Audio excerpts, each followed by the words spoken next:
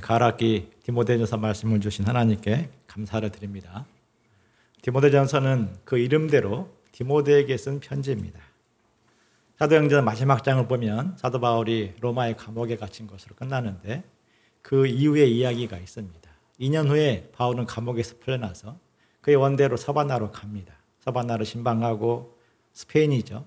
거기서 이제 할 일을 한 후에 이제는 그가 지금까지 개척했던 교회들을 돌아봅니다. 크레테 섬에 와서 디도를 책임 목자로 세우고 에베소에 와서는 디모데를 책임 목자로 세웁니다. 그리고 자신은 북쪽 마게도냐로 가서 거기에 있는 양들을 돌봅니다. 그러다가 에베소 교회의 감독인 디모데로부터 힘들다는 소식을 듣습니다. 디모데는 안으로는 나이 많은 장로들에게서 리더십을 인정받지 못했고 밖으로는 거짓 교사들의 공격을 받고 있었습니다. 바울은 디모데전서를 통해서 특별한 비법을 말하기보다도 영적 지도자가 가져야 될 믿음, 바른 행실에 대해서 말씀합니다. 힘들수록 꼼수를 부리기보다도 정도로 가는 것이 가장 빠른 길이기 때문입니다. 디모데전서는 신앙의 성숙과 영적 리더기를 가르는 사람들에게 그러므로 좋은 매뉴얼이 될 수 있습니다. 디모데전서를 통해서 우리에게 필요한 믿음, 선한 행실을 준비케 하시기를 기도합니다. 1절, 2절을 보십시오. 바울은 하나님과 예수님의 명령을 따라 사도가 되었다는 확신을 담아서 참아들 디모데에게 편지를 하고 있습니다. 디모데가 사역하는 에베소는 소아시아의 중심 도시면서 항구 도시였습니다. 당연히 다양한 사람들이 이곳에 몰려들었을 것입니다. 헬라인도 몰려들고 유대인도 몰려들고 동방에 있는 아시아 사람들도 막 몰려들었습니다. 여러 사람들이 막 섞여 살다 보니까 여러 문화, 종교, 사상이 아주 복잡하게 얽힌 곳이었습니다. 한편에서는 헬라 이원론에 기초한 초기 영지주의가 막 세력을 얻고 있었고 신비주의가 유행했습니다. 다른 한편에서는 유대 공동체를 중심으로 율법주의가 아주 강력한 힘을 행사했습니다. 한쪽에서는 신비로운 체험을 담은 신화를 막 꺼내 들어야만 신앙의 고수처럼 인정받는 분위기였고 다른 반대편에서는 선사나 유대 조상들의 족보를 막 얘기하면서 내가 누구의 이렇게 계보다 이런 얘기를 할 수 있어야 신에 가까운 자들, 신의 특별한 은총을 받은 자들로 인정을 받았습니다. 에베소 교회 또한 그런 에베소 문화의 영향에 피해갈 수가 없었습니다. 이 교회는 시대의 영향을 받습니다. 영향을 받고 영향을 끼치죠. 에베소 교회가 에베소 문화의 영향을 가장 크게 받는 이유 중에 하나는 성경에 기초한 바른 교훈이 신자들에게 그리 매력적으로 다가오지 않았기 때문일 것입니다. 정말 바른 교훈이 신자들에게 큰 매력이 되었다면 그들의 가르침 무시했을 것입니다. 그런데 성경의 핵심은 사람들에게 크게 인기가 없습니다. 성경의 핵심을 단순히 요약하라고 한다면 구원, 영생 이렇게 말할 수 있습니다. 그런데 기독교의 구원은 인간의 전적인 타락과 하나님의 은혜를 말함으로써 끊임없이 자기 의를 추구하는 인간의 본성과 충돌합니다. 부활을 말하는 영생의 복음은 현재와 상관없는 머나먼 이야기처럼 들리게 됩니다. 그에 비해서 신화와 족보 이야기는 재미있고 인간의 호기심과 자기 자아를 고무시키는 그런 즐거움을 가져다 줍니다. 이에 거짓 교사들은 신화와 족보의 이야기를 가지고 청중의 호응을 이끌어냄으로써 자신들의 위상을 막 높여갔습니다. 제가 며칠 전에 기도하다가 가브리엘 천사를 만나서 아주 신령한 이야기를 듣고 왔는데 조금 나눠드릴까요? 아브라함의 후처 그드라의 족보에 담겨있는 비밀을 알고 있습니까? 왜 자식이 6명, 그 숫자 6에 담긴 비밀이 있어요. 디모데 목사님 이런 거 얘기해 주나요? 하면서 이렇게 막 얘기하는 것입니다. 저들은 그렇게 디모데의 권위를 흔들었을 것이며 디모데는 그러한 공격을 받을 때 저들처럼 또 다른 신화나 족보를 이야기함으로써 그들에게 맞받아치고 싶은 유혹을 받았을 것입니다. 그러나 바울은 디모데에게 그런 교훈을 가르치지도 말며 교회 안에 파고들게 하지도 못하도록 엄히 명합니다. 그러한 교훈은 하나님의 경륜을 드러내기는커녕 끝없는 변론만 만들어낼 뿐이기 때문입니다. 5절을 같이 읽겠습니다. 시작. 이 교훈의 목적은 청결한 마음과 선한 양심과 거짓이 없는 믿음에서 나오는 사랑이거늘. 청결한 마음, 선한 양심, 거짓이 없는 믿음, 반복어법입니다.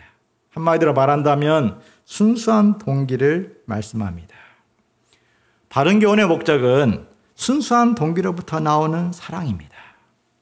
하나님을 사랑하는 청결한 마음, 하나님 앞에 두렵고 떨리는 선한 양심, 하나님의 주권을 믿는 거짓이 없는 믿음에서 나오는 사랑을 하는 것입니다. 즉, 사랑이 있느냐보다도 어디에서 나온 사랑이냐가 중요합니다. 사랑이 뜨겁다고 하여 무조건 선한 것이 아닙니다. 다른 교훈들의 문제는 순수한 마음과 양심과 믿음에서 출발한 사랑이 아니라 거짓된 마음과 양심과 믿음에서 출발한 사랑인 것입니다. 바른 교훈을 떠나는 것이 얼마나 무서운 결과를 초래합니까? 신천지 이단에 빠진 사람들 중에는 남다른 열심과 뜨거운 사랑을 내세워서 자신들의 정당성을 증명하려고 합니다. 본문에 나오는 율법의 선생이라는 자부심을 가진 사람들처럼 스스로를 진리의 선생으로 생각하고 기독교인들을 안일과 타락에서 건져내야 된다 이렇게 말합니다. 그러나 실상은 자기가 말하는 것이나 자기가 확정하는 것이 무엇인지도 깨닫지 못합니다. 이런저런 이야기를 막 쏟아내는데 청결한 마음도 없고 선한 양심도 없고 거짓이 없는 믿음도 없습니다. 바울 시대나 우리 시대나 거짓 교훈을 따르는 자들의 본질적인 문제입니다. 율법을 들이대면서 이것저것 마구마구 주장하지만 실은 율법의 본래 용도조차 모르는 것입니다. 칼이 원래 용도대로 쓰여질 때 가치가 있는 것처럼 율법 또한 본래 율법의 용도대로 적법하게 쓰여질 때 선한 것입니다. 바른 교훈에 기초해야만 율법이나 그 모든 신앙의 가르침들이 본래 의미대로 선한 것입니다. 9절 10절을 보십시오. 율법은 옳은 사람을 위하여 세운 것이 아니라고 했습니다. 바울은 십계명에 기초한 의의 죄와 죄의 목록을 나열합니다. 불법한 자, 복종하지 아니하는 자, 경건하지 아니한 자, 죄인과 거룩하지 아니한 자, 망령된 자는 첫 번째부터 네 번째 계명을 어긴 자들이라 적용할 수 있습니다. 아버지를 죽이는 자, 어머니를 죽이는 자는 5계명, 살인하는 자는 6계명을 어긴 자입니다.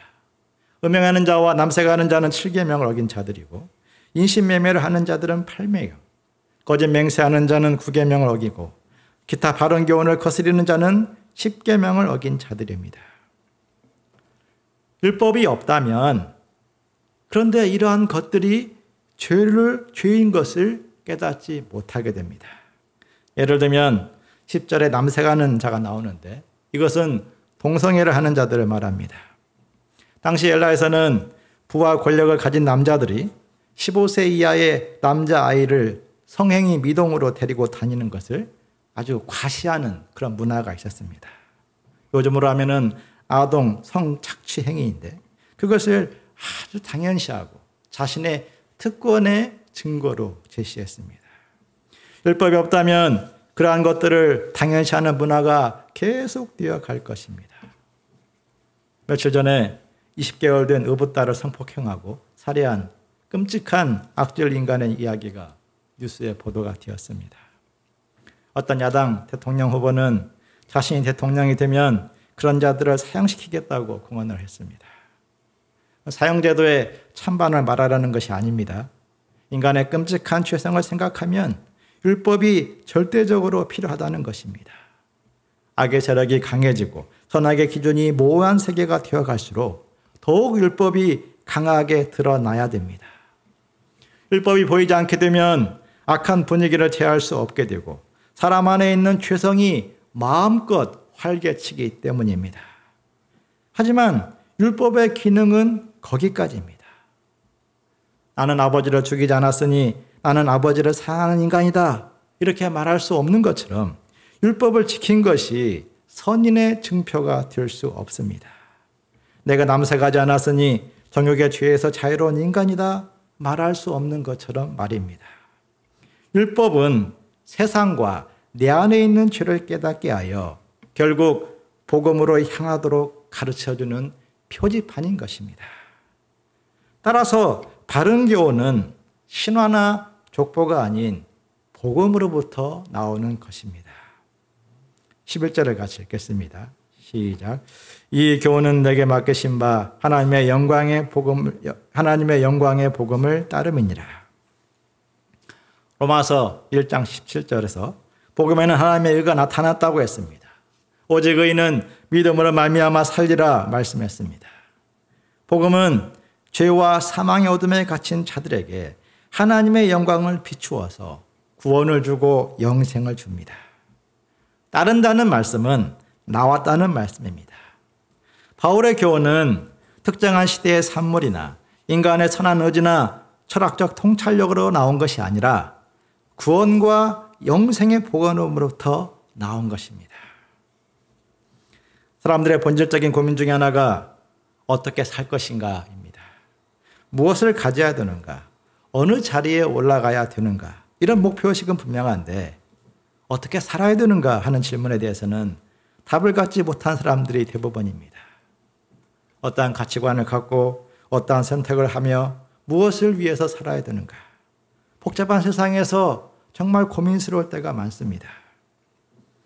요즘 MZ세대에 대한 이야기가 자주 나옵니다. 2020년 기준으로 전체 인구의 35%라고 합니다. MZ세대는 다양성을 인정하고 여가와 현재를 중시하며 환경이나 윤리적 가치를 중요시한다고 합니다. 또한 자기중심적인 소비와 재미를 추구하고 최신 트렌드, 신상을 굉장히 좋아하고 남과 다른 이질적인 경험을 추구하는 특징을 보인다고 합니다. 자, 분석을 쭉 읽어봤는데 그 분석을 읽으면 읽을수록 나와 다른 인간들이구나 하는 이런 거리감이 느껴집니다. 같은 공간, 같은 가족인데 전혀 다른 색깔의 인간들이 있음을 느낍니다. 현대인들은 극변화의 시대를 살고 있는 것 같습니다.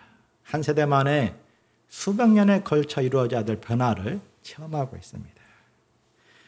30년 전에 사람들이 아마 타임슬립하여 한순간에 탁 타임슬립하여 오늘을 보았다면 아마 기겁했을 것입니다. 30년 전 제가 갑자기 딱 지금 와서 봤다면 이게 뭐야? 큰 충격을 받았을 건데 아마 우리가 지금 30년 후로 타임슬립에서 그 세계를 본다면 세상이 어찌 이럴 수가? 이렇게 기겁할지도 모르겠습니다. 많은 사람들이 급변하는 세상에서 어떻게 살아야 되는가? 그것을 잘 몰라서 또는 두려워서 불안과 우울증에 빠지게 됩니다. 이는 지구온난화 문제를 해결하고 신재생 에너지로 환경오염을 틀어막는다고 사라질 문제가 아닙니다. 내 마음과 생각을 올바로 이끌어줄 바른 교훈이 있어야 불안과 우울증에 빠지지 않고 확신을 갖고 인생을 살 수 있습니다. 바울은 하나님의 영광의 복음으로부터 그러한 모든 교훈을 얻고자 했습니다.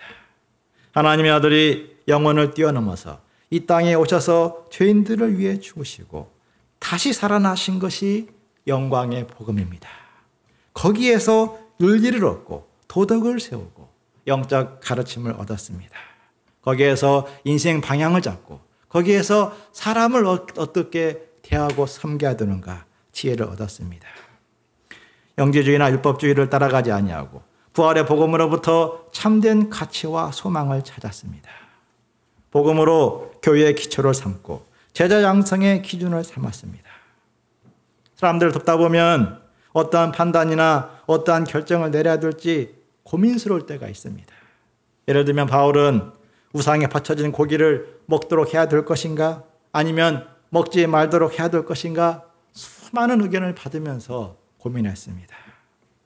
그때마다 바울은 자기 경험이나 유대 전통이 아닌 예수님의 십자가와 부활을 묵상함으로써 답을 찾아갔습니다.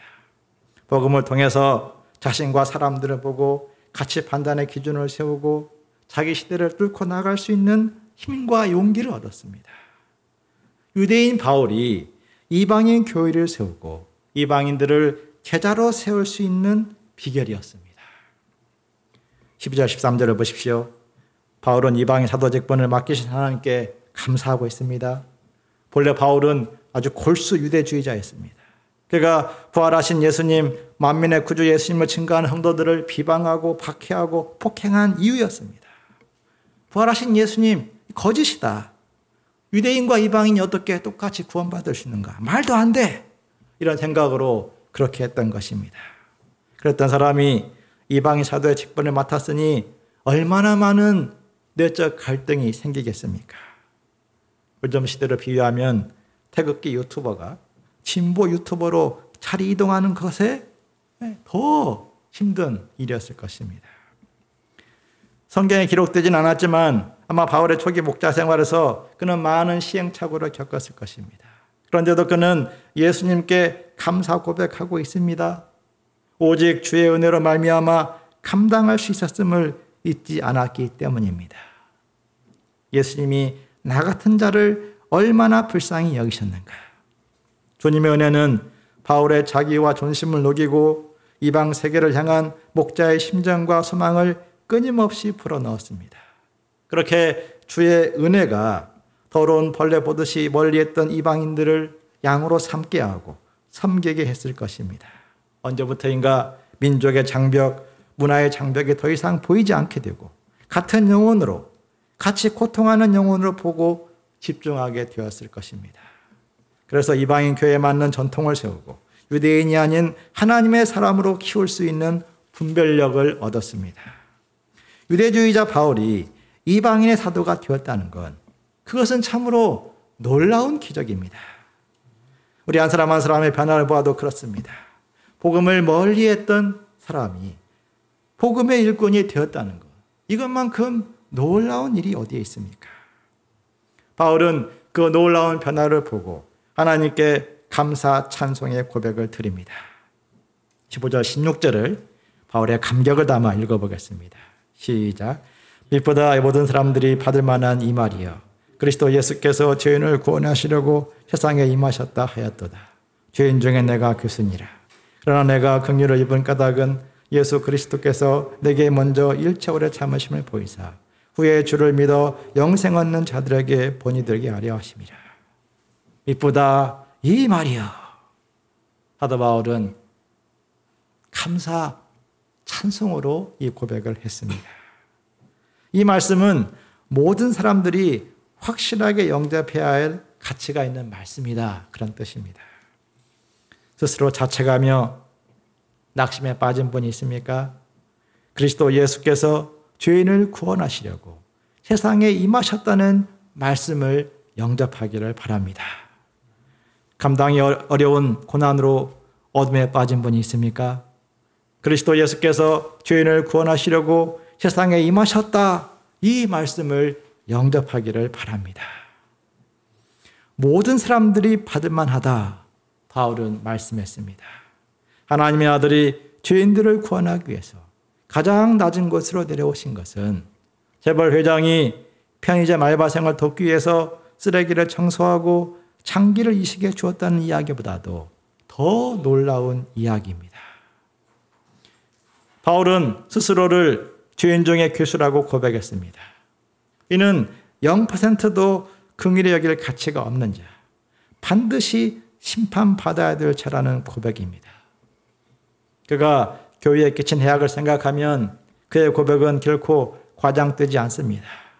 이런 자들은 벼락을 맞아 죽어야 하나님의 공의가 드러날 터인데 하나님은 왜 그에게 긍휼을 입혀주신 것입니까? 우리는 바울의 구원받은 이유에 대해서 이방인 복음 역사의 필요성을 떠올릴 때가 많습니다. 성경 박사요, 헬라어 박사요, 열정과 비전이 탁월한 바울만큼 이방 세계의 성경을 제대로 풀어줄 사람이 없었기 때문이다, 이렇게 생각할 때가 있습니다. 그러나 바울은 스스로에 대해서 그렇게 생각하지 않았습니다. 그는 후에 영생을 얻는 자들에게 본으로 삼기 위해서라고 말씀합니다. 바울이 구원받았으니 누구라도 구원받을 수 있다는 교훈으로 삼기 위해서입니다. 죄인 중에 괴수가 구원받았으니 세상에 구원받지 못할 죄인은 아무도 없습니다. 나 같은 자가 구원받는다면 세상에 구원받지 못할 인간이 없다. 하나님이 고치지 못할 인간은 없다. 그러한 자기인식은 세상의 어떠한 가치보다도 그에게 강력한 힘이 되어주었습니다. 세상의 어떠한 시련을 만나도 견딜 수 있는 용기와 에너지를 주었습니다. 당장의 결과에 낙심하지 않았으며 자신과 영대를 바라보며 끊임없이 희망을 갖고 기도하게 하였습니다. 복음의 일꾼에게는 두 가지 깊은 영적 통찰이 있어야 됩니다. 첫째는 높으신 하나님을 바라봐야 되고, 둘째는 지극히 낮은 자기를 발견할 수 있어야 됩니다. 노예 선장 존 뉴턴은 기억을 잃어가는 말년에 두 가지만은 분명히 기억한다고 말했습니다. 하나는 제가 큰 죄인이었다는 것이고, 또 하나는 예수는 그런 저를 용서해 주신 위대한 구주라는 것입니다. 우리는 인생 여정을 지나가면서 중요한 전환점을 만날 때가 있습니다. 인생 방향을 정해야 될 때가 닥쳐오기도 하고, 뼈아픈 실패로 말미암아 새로운 각오와 결단이 필요한 때를 만나기도 합니다. 혹은 건강 문제나 불안한 경제 사정으로 말미암아 끝없는 압박을 받을 수 있습니다. 어떤 상황을 만나든지 새로운 전환점은 불안과 염려를 몰아오고 때로는 깊은 우울감을 드리울 수 있습니다. 어떤 이들은 여행을 통해서 혹은 맛집이나 취미생활이나 사람들의 위로를 통해서 그러한 시기를 넘어설 수 있는 힘을 얻기를 원합니다. 어떤 이들은 아무것도 안 하고 죽은 자처럼 쉬기를 원합니다. 하지만 그런 것들은 잠시의 기분 전환에 불과합니다. 믿음의 선진들은 그때 나 같은 자를 구원하여 주신 하나님의 긍휼을 붙들었습니다. 그로 인해서 힘을 얻고 감사하고 새 소망으로 충전했습니다. 다시 일어날 수 있는 용기와 내적 싸움을 할 수 있는 결단을 드렸습니다. 하나님의 긍휼은 바울에게 어떠한 형편에서든지 입을 열어 감사와 찬양의 고백을 드리게 했습니다. 그는 외쳤습니다. 영원하신 왕, 곧 썩지 아니하고 보이지 아니하고 홀로 하나이신 하나님께 존귀와 영광이 영원 무궁하도록 있을지어다. 아멘. 세상이 힘들수록 사람들이나 자기만 바라볼 것이 아닙니다. 나 같은 자를 구원하여 주신 하나님의 긍휼로 돌아가서 그 마음속에 감사와 찬양이 생겨날 수 있도록 기도하기를 바랍니다. 전라남도에 증도라는 섬이 있습니다. 근처에 인도와 무인도를 합쳐서 1,004개의 섬이 있다고 하여 천사의 섬으로 불리기도 합니다. 그곳이 특이한 것은 인구 90% 이상이 그리스도인입니다. 이 섬은 보물섬으로 불리기도 하는데 1975년에 어떤 어부가 그물을 탁 바다에 들었는데 거기서 그릇이 하나 딱 나옵니다. 그래서 그 그릇을 이제 가져다가 이렇게 밥그릇으로 사용했는데 후에 알고 보니까 송나라 시대 때 사용된 도자기로서 3억 원짜리 개 밥그릇이 되었습니다. 그것을 계기로 보물 발굴 사업이 시작되었고 오늘날에는 섬 언덕에 보물선이 복원되고 트레저 아일랜드라는 어떤 테마파크가 조성이 되었습니다. 그런데 정도는 그런 이유로도 유명하지만 문중경이라는 여인의 복음 전도로도 유명합니다. 섬의 90% 이상이 그리스도인이 된 이유입니다. 그녀는 결혼하자마자 남편에게 버림받은 생과부가 되었습니다. 깊은 절망으로 삶의 의욕마저 잃어버리고 벼랑 끝에 섰을 때 예수님의 십자가 부활의 복음이 그녀에게 찾아왔습니다. 남편은 자신을 멸시하고 버렸는데 하나님의 아들은 자신을 위해서 목숨을 내어줬고 영원한 생명을 약속해 주었습니다. 그 사랑에 감격한 그녀는 상처 입은 섬으로 돌아와서 복음을 전하기 시작합니다. 그 섬뿐만 아니라 주변 122개 섬을 돌아다니며 1년에 고무신 9컬레가 살아 없어질 정도로 복음을 전합니다. 아프면 약을 지어주고 간호해 줍니다. 해산의 때가 되면 임산부에게 달려가서 아이를 받아주고 산후조리를 해주었습니다. 그렇게 힘을 다해서 복음을 전했습니다. 일제시대에는 신사참배를 거부하다가 옥고를 치르기도 합니다. 그러다가 한국 전쟁 때 북한군에게 끌려가서 순교를 합니다. 원래는 마을 사람들은 이제 이 여인이 너무나 자기들을 섬겨주었기 때문에 이 여인을 죽이기를 반대하는데 공산군들은 씨암탉은 죽여야 된다. 이 여자를 놔두면은 이 여자 때문에 더 많은 기독교인이 생긴다 하면서 끝내 총살을 했습니다. 그녀는 젊은 날 치명적인 상처를 통해서 오히려 복음에 눈을 뜨고 빛나는 인생을 살게 했습니다. 그녀의 아픔은 그를 예수 그리스도의 긍휼의 사랑으로 가게 하였고 빛나는 인생을 살게 했습니다. 그녀를 통해 증도와 주위 섬에 100개의 교회가 세워지고 수많은 목회자들이 태어났습니다. 유명한 부흥사였던 이만신 목사, 치유사역자 정태기 교수, 한국 CCC 개척자 김중근 목사들이 거기에서 태어나고 자란 사람들입니다. 세상이 힘들수록 삶의 위기가 닥쳐올수록 우리는 하나님의 영광의 복음으로 돌아가야 됩니다. 그 영광의 복음이 내 마음속에 들어오면 하나님은 내 안에 있는 어둠을 물리치고 어둠을 시작으로 새 역사를 시작하십니다. 그리스도 예수께서 나 같은 죄인을 구원하시려고 세상에 오셨음을 다시 기억해야 됩니다. 평범해 보이는 이 복음에 놀라운 비밀이 담겨 있습니다. 그것이 내 영혼을 살리고 내게 속한 사람들을 살리는 비밀입니다.